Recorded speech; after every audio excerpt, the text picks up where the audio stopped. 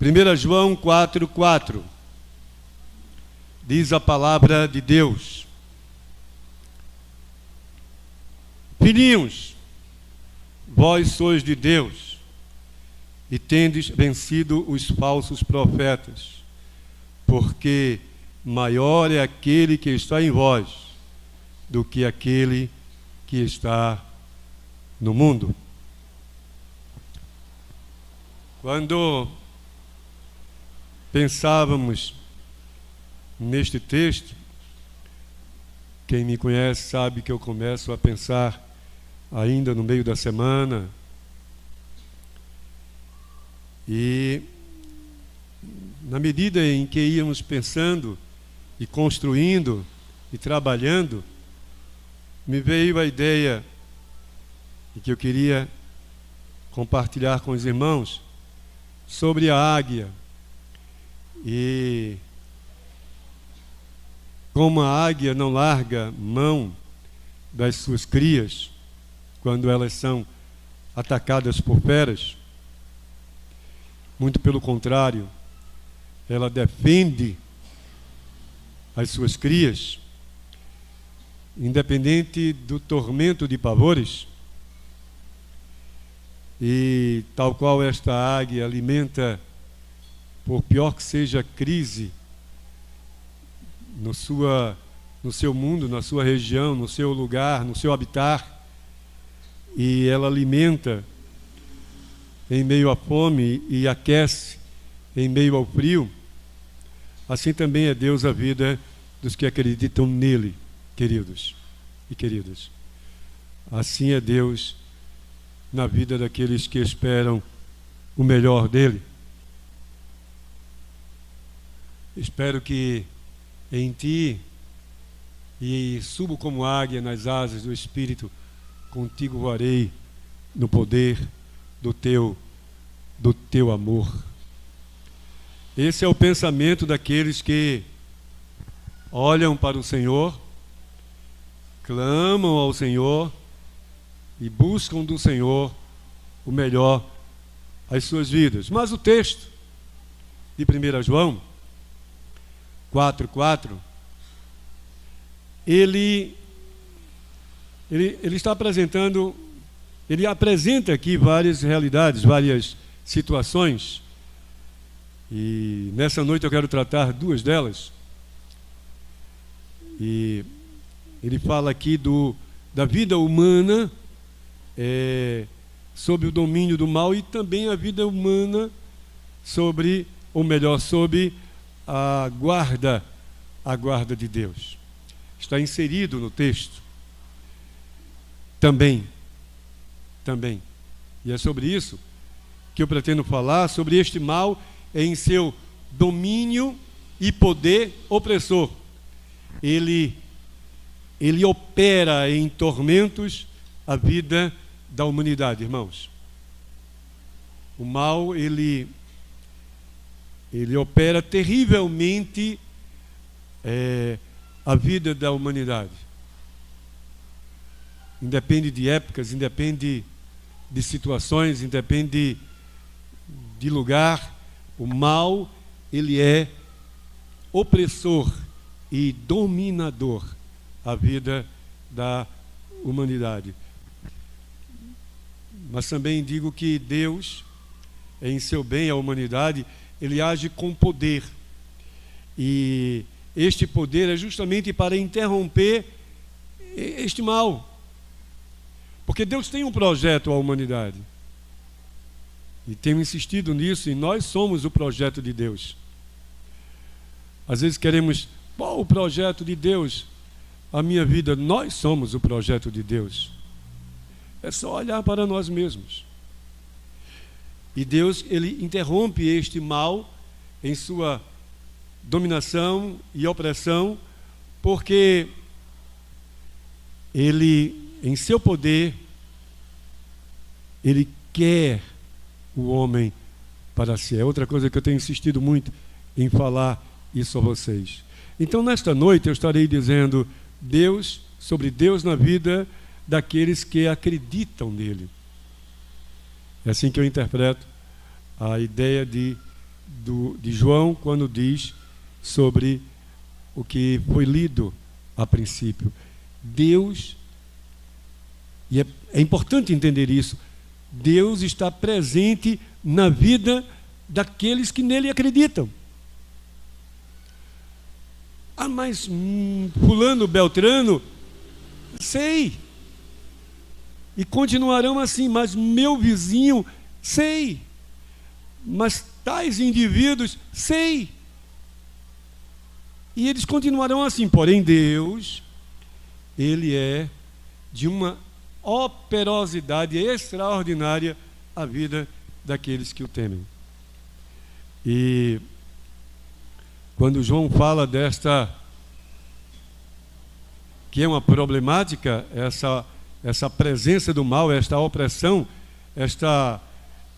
este tormento do mal à humanidade, tivemos só este exemplo, tivemos 2 grandes guerras, sem falar em tantas outras, inclusive religiosas, mas nestas 2 grandes guerras, nesses últimos 2 séculos,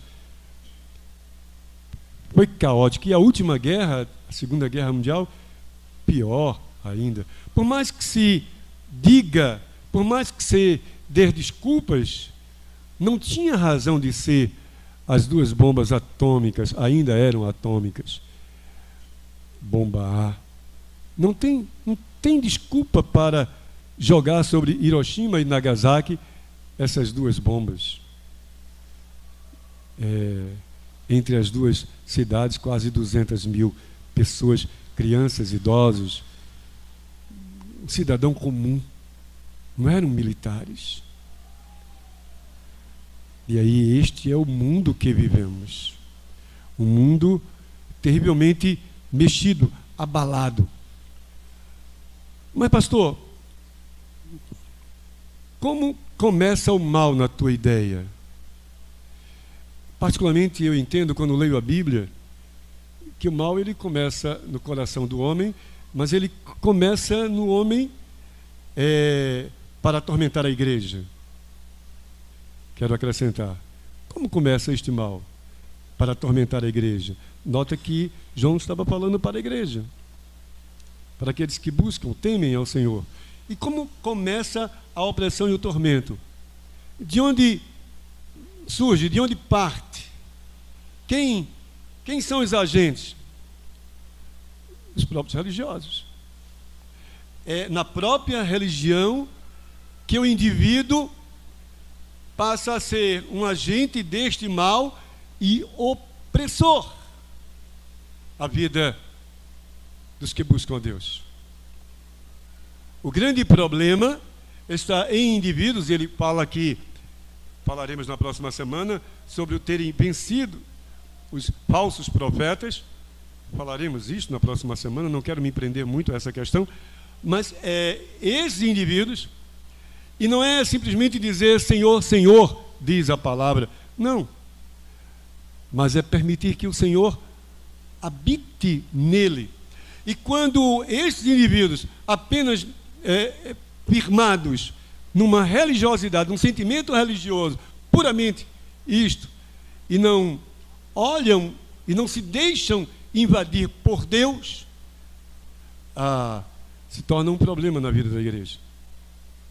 Se torna um problema na vida da igreja. Muitos têm apenas a aparência do bem, mas estão dominados pelo mal.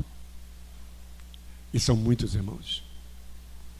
São muitos os que têm apenas a aparência do bem, mas estão totalmente dominados pelo mal. E é um perigo para o povo, para a igreja, no contexto, seja no anterior e no posterior. No contexto ele fala e deixa isso bem claro, desse grande problema, insisto, de indivíduos religiosos que confundem a vida e tentam misturar as ideias à vida da igreja. E é um grande problema, porque o mal, em sua maldade, irmãos, ele ocupa o coração de pessoas desocupadas ocupadas de Deus. Não esqueçam isto. O mal, em sua maldade, ele ocupa o coração de pessoas desocupadas de Deus. E ser ocupado de Deus, ou por Deus, ou viver Deus, vai muito além de dizer tenho uma religião. Faço parte de uma religião. Ocupo algum cargo, sou um pastor, ou um presbítero, ou um diácono, ou... Vai muito além. Vai muito além. Porque o mal, ele, quando está presente na vida daqueles que têm apenas aparência, eles fomentam o mal. Deus na vida daqueles que acreditam. Então, João, ele insiste em dizer, na sua primeira verdade, eu entendo, em apresentar na sua primeira verdade, dentro do texto, sobre essa questão que no mundo o homem pode ser habitado pelo mal. Então a igreja precisa estar esperta, muito atenta a isto. Ele diz assim, olha, este mal, e Deus é maior, falaremos sobre isto na outra semana, Deus é maior do que este mal que está no mundo. Então ele está afirmando que há um mal tenebroso, destruidor, avassalador no mundo. Ele está falando do diabo. Como ele no contexto fala sobre os líderes religiosos em sua influência, então este mal que ele diz aqui, na minha interpretação, vai muito além de apenas ele indicar a presença de um espírito maligno. É lógico que o espírito maligno está no mundo. A Bíblia ensina sobre isso. Mas neste caso aqui, ele está indo e indicando muito além disto. Ele está indicando a questão do mal influenciador e destruidor a beleza da igreja. Este mal que está no mundo, ele, se nós não tivermos cuidado, ele vai destruir a beleza da igreja. A pureza daqueles que buscam ao Senhor. E quando falo de igreja, não falo de denominação. Falo de chamados. E eu pensei, o mal, ele passa a ser tenebroso quando ele ocupa a mente do homem e passa, em suas mentiras e fantasias, distorcer a verdade de Deus. Quantos de nós somos visitados diversas vezes, talvez constantemente, alguns continuamente, por ideias absurdas, a nossa mente, fantasias, mentiras que se tornam fantasias, mentiras que passam a gerar fantasias à nossa mente. E vou além da questão sexual, é lógico, evidente. Eu quero abrir um leque aqui. Eu quero abrir um leque. As mentiras que geram fantasias. Isaías diz no capítulo 56, versículo 11, sobre esses indivíduos atalaias, que são chamados de observadores, atentos, preservadores contra a invasão, e ele cita mais na frente, Isaías 56, 11, pastores que cuidam, profetas que cuidam da ovelha do Senhor. Ele diz que esses indivíduos são como cegos, porque eles induzem passam a induzir o povo à mentira, porque eles próprios vivem a cegueira, não conseguem enxergar a verdade. Assimilar, mais do que enxergar, assimilar, entender a verdade. Tomar por base a sua vida a verdade. Eles são cegos. E diz o profeta, estes são cães gulosos. Eles só estão preocupados consigo mesmo, com os seus ideais, com os seus princípios, com os seus projetos, com o seu espaço a ser construído, com o seu nome a ser valorizado.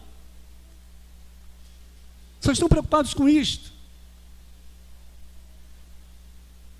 Cães gulosos.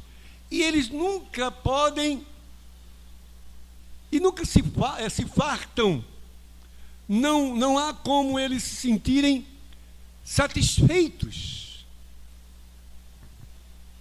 E são esses indivíduos que não conseguem compreender a verdade. E aí passa a ser um mal para a religião. E é preciso a gente ter cuidado com isso, irmãos, para não se deixar vencer, porque o mal torna o pecado agradável. O mal é fantasia a partir da mentira dita e nos faz desviar do que é verdadeiro, contido nesta palavra. Contido nesta palavra. Mateus 15, 8 diz que Jesus Cristo falando aos judeus que indivíduos nocivos dentro da religião, eles eram como homens, um povo que, por mais que honrasse a Deus com os seus lábios, porém, o coração deles estava longe de Deus. Por mais que honrassem. Então devemos ter cuidado em nossa vida para, na nossa religião e vivendo nosso modo de vida religioso, nosso sentimento religioso, não sejamos tomados e até passemos a viver este espírito enganador, destruidor na nossa relação com Deus, falso a nossa relação com Deus.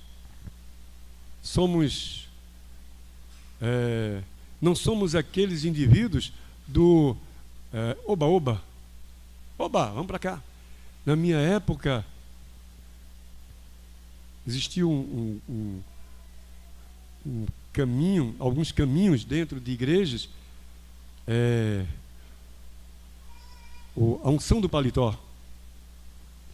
Aí outro caminho surgiu na minha juventude, digo na minha época de jovem, faz muito tempo, o trenzinho. E as pessoas, de repente, um indivíduo começava a dar piuí,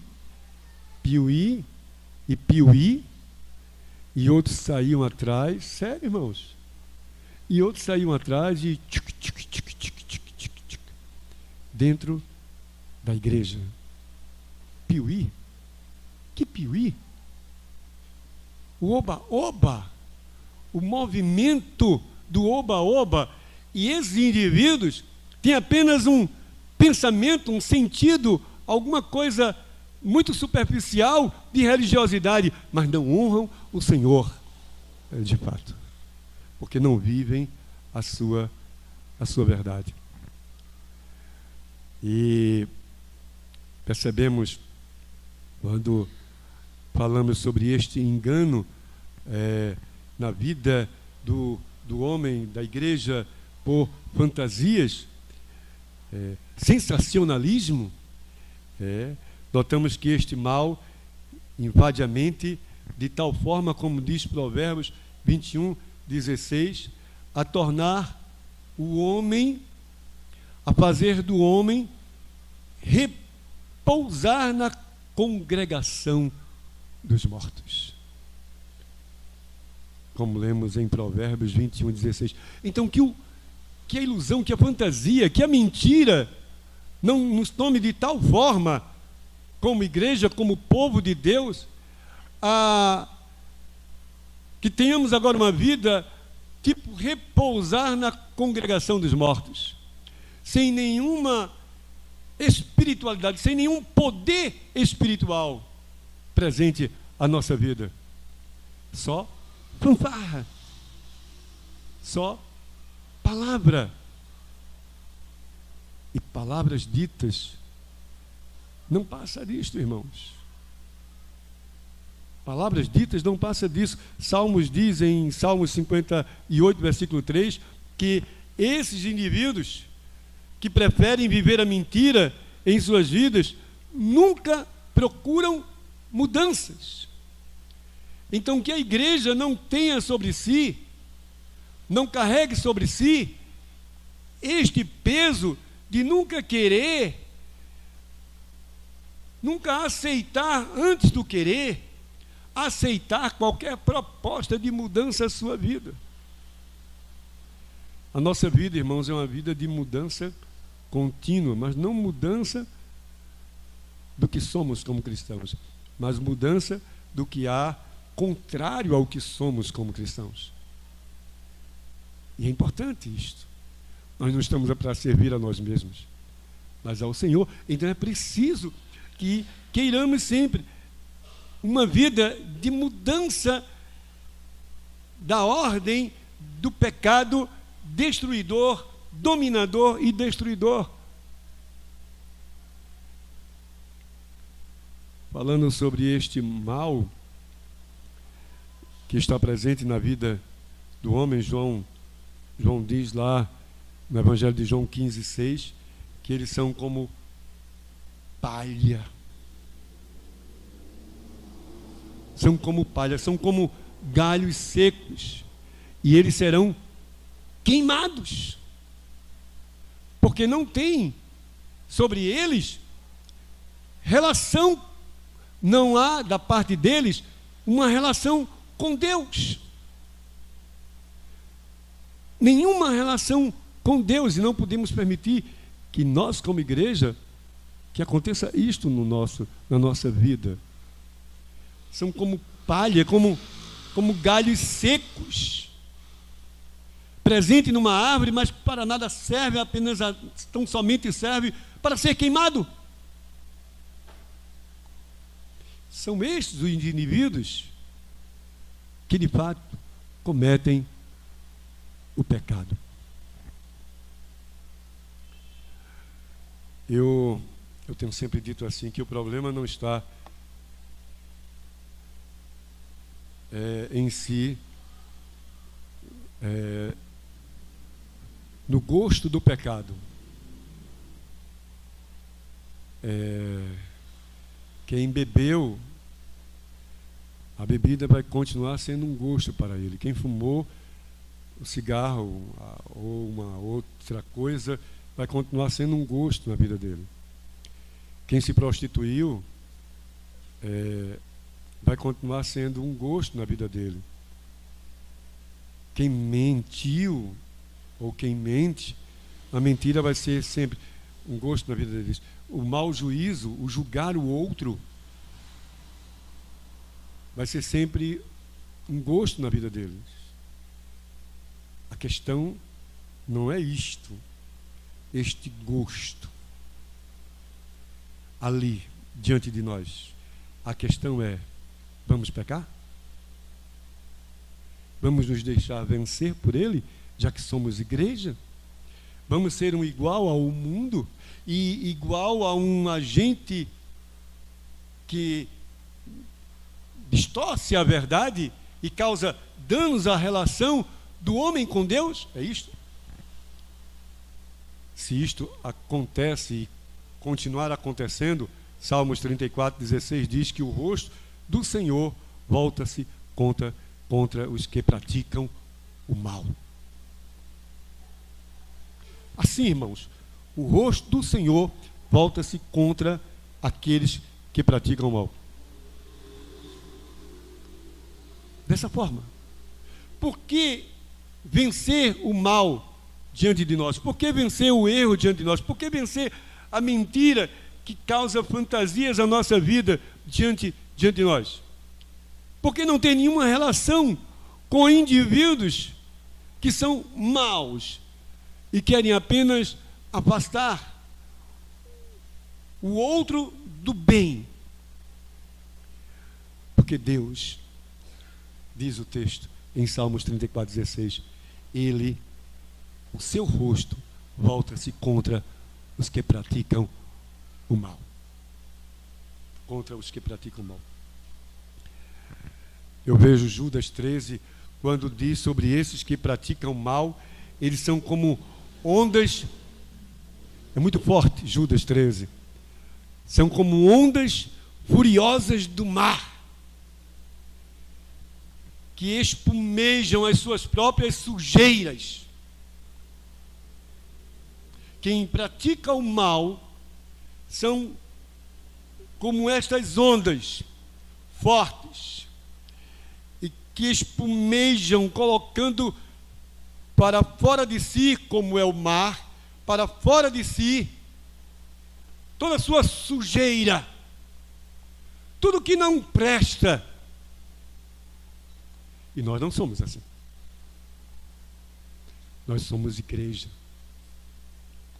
Nós somos eleitos de Deus.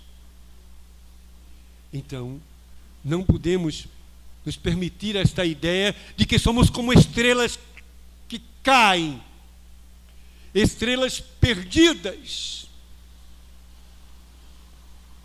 Não somos assim. Não somos assim.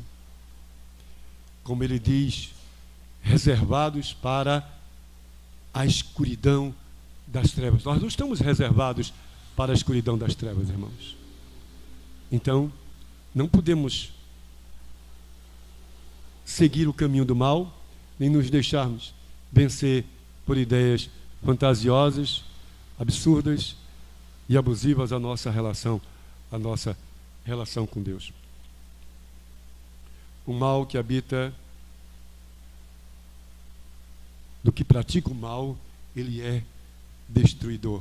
Ele torna o homem desprezível, ele torna a moral desonrosa, ele torna a felicidade uma fantasia. Ele torna o homem desprezível, ele torna a moral desonrosa, ele torna a felicidade uma fantasia. Então, o que pensar de nós mesmos como igreja? Como ser diferente nessa vida de prática do mal desses indivíduos? O que somos nós na nossa diferença? Por que estamos aqui reunidos nesta noite? Por que viemos e oramos e cantamos e pregamos? Por quê? Por que temos dito a paz do Senhor, irmãos? Louvado seja Deus, irmãos. Por que temos dito isto? Por que temos dito é muito bom estar reunido na casa do Senhor? Vencer até quem não quer vir. Eu vou. Se tu não vai, aí já não é um problema meu. Mas eu vou. Eu estou lá. Por quê? Porque o habitar de Deus é uma outra verdade apresentada por João. Em 1 João 4:4. O habitar de Deus é real a vida do homem que crê. E é o habitar de Deus, irmãos, que faz toda a diferença na nossa vida. Por isso temos que vencer o mal no que ele é. E quando falamos disso, diz o texto, vós sois de Deus. Vós sois de Deus, diz o texto. Ele não está falando, mais uma vez eu insisto, para qualquer tipo de indivíduo, de elemento. Ele está falando para aqueles que são de Deus. O texto fala diretamente a vocês. Vós sois de Deus. E quando ele diz, vós sois de Deus, ele está dizendo assim, olha, vocês pertencem a Deus e de mais ninguém. Vocês pertencem a Deus e de mais ninguém. Vocês são propriedade de Deus e de mais ninguém. Deus tomou vocês pelas mãos e nunca vai permitir que ninguém tome de volta. Porque vocês são de Deus. A ideia dele é dizer, olha, vocês são morada de Deus. Vocês são residência de Deus. Não reside em vocês o mal, reside o bem. Deus habita a vida de vocês. E quando vocês, digo, não são iguais ao mundo, nessa força dominadora e opressora, é porque Deus reside na vida de vocês. 1 João 3,8 diz que Cristo se manifestou para destruir as obras do diabo. E se nessa manifestação de Cristo para destruir as obras do diabo não começou na minha e na tua vida, e se nós continuarmos na nossa prática de pecado e vencidos pelo domínio do pecado da nossa vida, então onde está essa verdade aplicada a nós? Porque ela continuará sendo verdade, mas ao ser aplicada à nossa vida, eis aí a grande questão. Eis aí a grande questão. O coração do homem, fato, é nele ou ele é a base, sim, fato, do mal, do pecado, da operosidade do mal. Mas esse coração, ele foi transformado em algo novo no momento em que Deus passa a habitar na nossa vida, a residir na nossa vida. Nós somos de Deus. Nós somos de Deus. Efésios 2:18 diz que nós temos acesso ao Pai. E agora vamos tomar este versículo e fazer uma associação a 1 João 4,4. Vós sois de Deus e temos acesso ao Pai. Ele está dizendo, olha, não é apenas vocês são criaturas de Deus. Vocês não são apenas um ajuntamento em nome de Deus. Vocês não são apenas um grupo de religiosos debaixo de um teto, num lugar. Não. Vocês são filhos. Vocês têm uma relação de filho e pai. É isso que o texto está indicando. Uma relação de filho e pai. Por isso que em João, no Evangelho de João 1:29, ou melhor, 1:12, diz que recebemos o poder de sermos feitos filhos de Deus. Há uma transformação na nossa vida, na vida dos que creem neste Jesus Cristo, de quem pertence a Deus, como diz o texto, base, e essa transformação nos dará uma relação entre filho e pai. É como diz Romanos 5:2, passamos a ter entrada à graça. Houve uma facilitação a entrarmos na presença de Deus, a existir sobre nossa vida a esperança da glória futura. Porque somos de Deus, diferentemente daqueles que pertencem ao mal. Por que não praticar o mal? Porque não somos do mal, somos de Deus. Por que vencer o mal em nossa vida? Porque não somos do mal, somos de Deus. Porque a nossa esperança é a esperança da glória futura. Voltando a Romanos 5:2. Vivemos uma relação, a partir dessa ideia, vivemos uma relação familiar presente. Hoje nós podemos, em nossa oração, em nosso culto, dizer Pai. E não é papaizinho, não. É Pai. Meu Senhor, meu Pai, meu Pai. Meu Pai. Sabe, irmãos, uma relação familiar presente. Mas passamos a ter, a partir desta relação, esta certeza de salvação futura. Agora de relação futura com Ele. De vida eterna com Ele.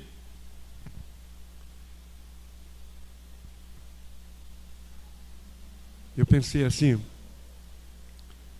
traz a todos nós isto, o habitar de Deus na nossa vida, quando entendemos somos de Deus, passa a haver uma paz relacional entre o homem e Deus, na pessoa de Cristo. Paz de relação. Quando você vem aqui cantar, e você se sente bem, ou quando você está aí cantando e se sente bem, não é porque quem está cantando, ou porque quem está pregando, ou porque quem está dirigindo, ou porque se é na igreja esta ou aquela, mas é porque há uma paz relacional entre nós e Deus por meio de Jesus Cristo. Oh, aleluia. É por isso que vencemos o mal. É por isso que o mal não pode ter domínio nem ser opressor à nossa vida.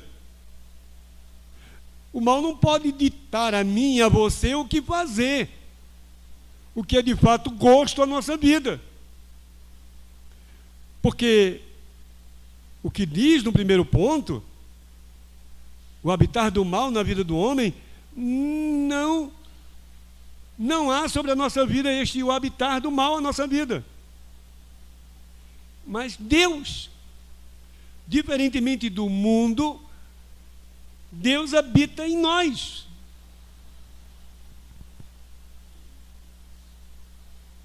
Deus, Ele invadiu nossa vida. 1 Pedro diz assim, 2:9, que Ele nos chamou das trevas para a sua maravilhosa luz. Eu passei a pensar nessa maravilhosa luz.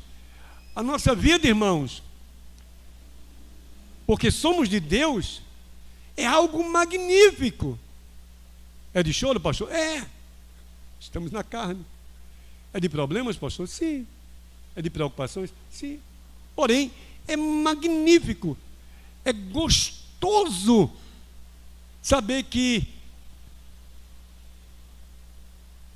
veja, não é saber que, olha, nós temos um Deus. Nós somos de Deus. Vocês são de Deus. Vós sois de Deus. Oh, glória.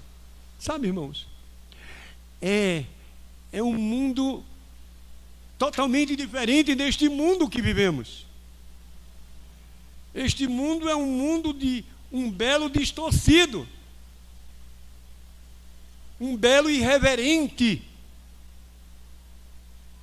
um belo cruel, podre, imundo. Mas fomos tirados das trevas para viver nesta maravilhosa luz e ter uma vida, a nossa vida, um lugar belo. Sabe? Cristo reside em nós, diz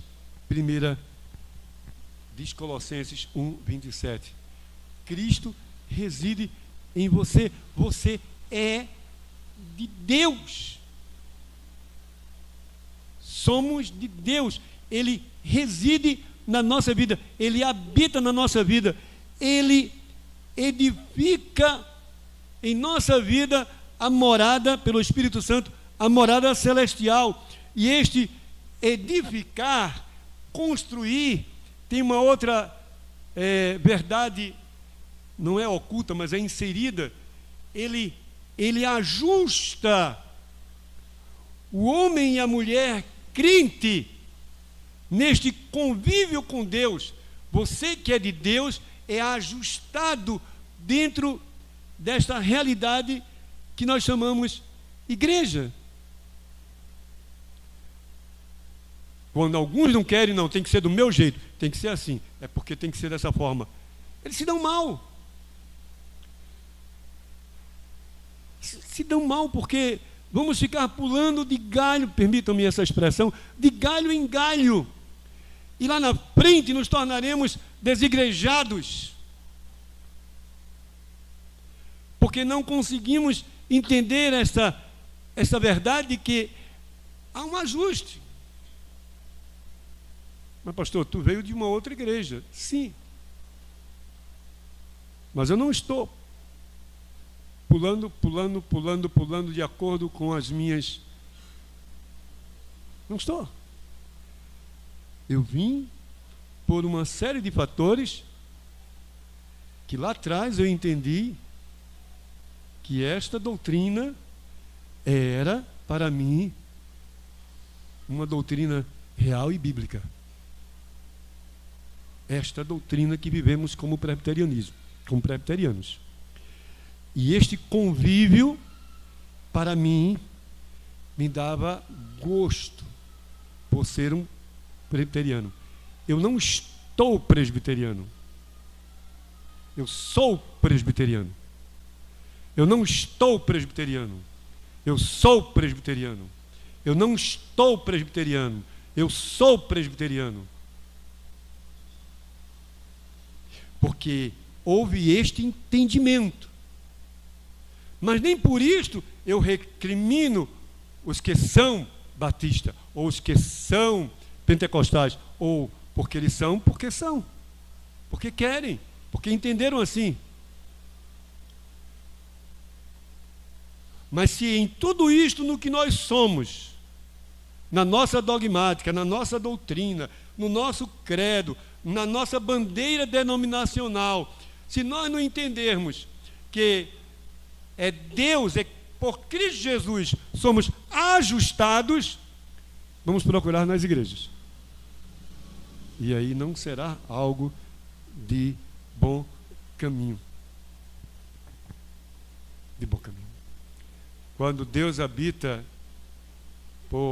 pelo seu Espírito em nossa vida, Ele torna este homem santuário. E ser santuário é ser morada, é ser lugar de habitação de Deus. Habitação de Deus. O que é que podemos entender com tudo isto? Deus presente em nossa vida, irmãos, Ele reside em nós num sempre. Por isso que o texto diz: sois de Deus. Mas isto é real no quanto acreditamos nele, no quanto não nos permitimos ter dúvidas dessa verdade, de que somos dele. Somos dele. E de mais ninguém. Deus nos tem como um pertence precioso. Mas também nessa conclusão podemos entender que o mal, ele é presente, ele é real. Ele é constante. Ele é também invasor. Ele é destruidor. E ele está no mundo, com maior detalhe veremos isto na próxima semana, mas ele está no mundo, porque é o que queremos falar sobre a grandeza de Deus e mostrar nesta grandeza de Deus este mal e a diferença de Deus a vida do homem, em seu poder e em sua glória. Mas este mal presente no mundo, ele é perturbador dentro da igreja, e era isso que, através de indivíduos, de elementos nocivos, mentirosos e fantasiosos. E é preciso a gente ter o cuidado e não se deixar vencer pela ilusão de indivíduos que não têm nenhuma relação com Deus, porque não honram Deus de fato com o coração, apenas com os seus lábios. Não tem uma experiência profunda de amor e perdão com Deus, apenas de paixão. Oba! Deus maravilhoso. E não é assim. O homem, ele, por mais que seja vencido pelo mal, há uma prática de maldade, nós, igreja, não podemos nos deixar vencer por isto, porque somos de Deus. Então, finalmente, Deus quer tornar o homem, este homem criado, esta mulher criada, seu filho, morar nele, viver nele, viver em você. Olha, permita-me citar o nome, tá, Fran? Para de pensar nesse sentido de relação com Deus. Para de pensar em Valberto. Valberto é com Deus. Começa a pensar em você. Para de pensar em Fran. Fran é com Deus. O que interessa é você. Para de pensar. Sabe, meu presbítero Rafael, não vamos conseguir, Deusa, pensar, por mais que queiramos os nossos amigos e parentes, mas a nossa relação é própria nossa com Deus. E a do outro, a de Dani, por exemplo, já que citei Rafael, é dela com Deus. Bruno com Deus. Auxiliadora com Deus.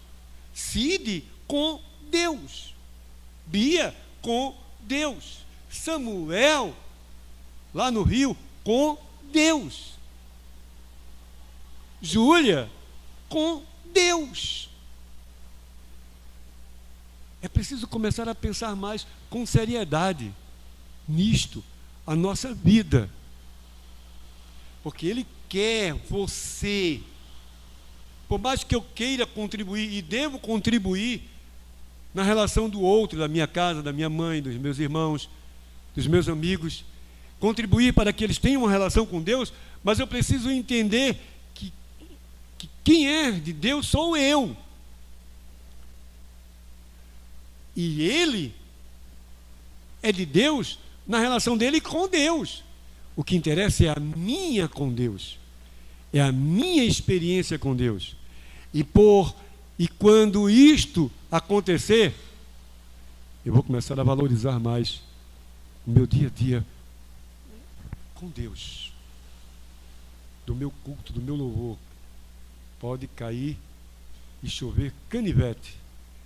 A minha relação com Deus deve ser inviolável, porque eu sou dele, você é dele.